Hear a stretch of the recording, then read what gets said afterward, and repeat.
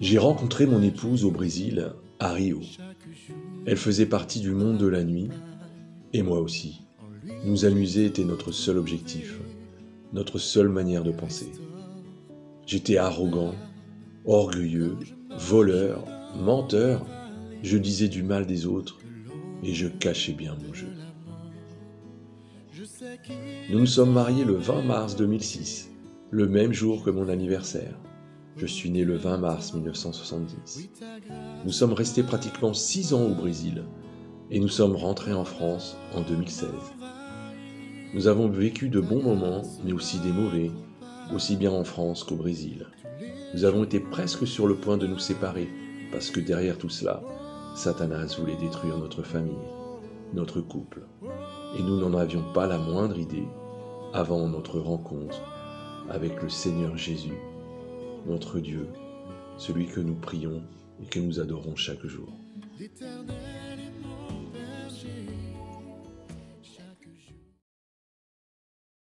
E lá, quando eu cheguei aqui, que eu fui numa igreja e me apresentei para Jesus, e lá veio um arrependimento. Je me suis révélé à Dieu, en fin de compte à Jésus. Je suis rentré dans une église et c'est là que tout a commencé. E lá veio o arrependimento, eu chorei assim. Là est venue la repentance, j'ai pleuré. E lá eu chorei muito, sabe? Vi que realmente sem Jesus eu não sou ninguém. Alors elle dit, en fin de compte, ouais, sans Jésus, elle est vraiment rien. Nous nous sommes baptisés ensemble en France. Avant tout cela, j'ai vu la transformation de mon épouse dans notre maison chaque jour. Et alors je me suis beaucoup posé de questions.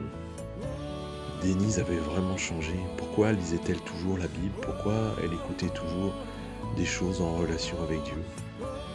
Et puis un jour, Jésus m'a visité et je me suis rendu à lui, tout simplement. Gloire à notre Seigneur Jésus. J'étais égoïste, arrogant, orgueilleux, voleur, menteur. Je disais du mal des autres et je remplissais le vide en moi en mangeant plein de choses. Grâce à la miséricorde de Dieu, en Jésus, je lutte tous les jours pour m'éloigner de ces péchés. Je ne vole plus, j'essaie de ne plus mentir, d'être moins égoïste, arrogant et orgueilleux. Je lutte toujours, par contre mes excès de table. Je prie chaque jour le Seigneur Jésus de me pardonner pour cela. Je sais que sans la présence du Seigneur, je n'y arriverai pas. Je sombrerai de nouveau dans la boue, parce que les tentations sont là tous les jours.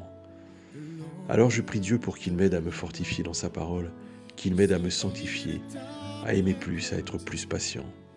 Mon épouse m'aide beaucoup, et chaque jour nous recherchons Dieu, en le priant, en l'adorant, en chantant des louanges. Gloire à lui de m'avoir présenté mon épouse. Qu'elle soit là tous les jours, comme ma compagne. Bom dia, igreja. Bom dia, igreja. Graça e paz para vocês aí.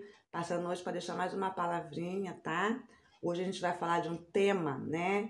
Que é muita gente não entende ainda esse tema, né? A gente vai falar de uso de joias e vestes, né? Nas mulheres da igreja.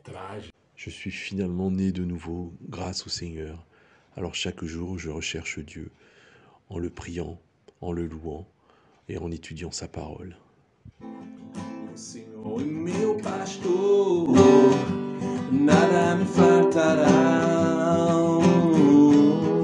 O Senhor é meu pastor, nada me faltará. Épître aux Romains, chapitre 13, versets 11 à 14. Cela importe d'autant plus que vous savez en quel temps nous sommes. C'est l'heure de vous réveiller, enfin du sommeil, car maintenant le salut est plus près de nous que lorsque nous avons cru. La nuit est avancée, le jour approche. Dépouillons-nous donc des œuvres des ténèbres et revêtons les armes de la lumière. Marchons honnêtement comme en plein jour, loin des orgies et de l'ivrognerie, de la luxure et de la débauche, des querelles et des jalousies. Mais revêtez-vous du Seigneur Jésus-Christ et n'ayez pas soin de la chair pour en satisfaire les convoitises.